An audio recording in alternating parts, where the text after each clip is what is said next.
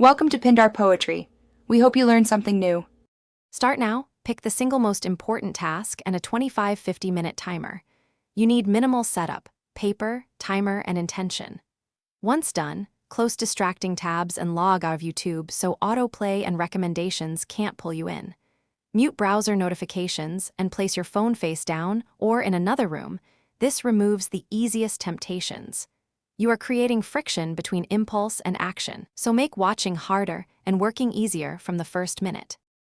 Once you've started, layer protections. Enable a site blocker for 25-50-minute blocks and whitelist short per planned breaks. If you need audio, switch YouTube to a single, non-recommendation playlist or use white noise apps so you don't drift into browsing. Break your task into 5-10-minute milestones and check them off.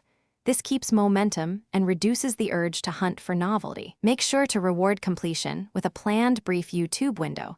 Structure beats willpower alone. Finish sessions by noting what you accomplished and scheduling the next work block.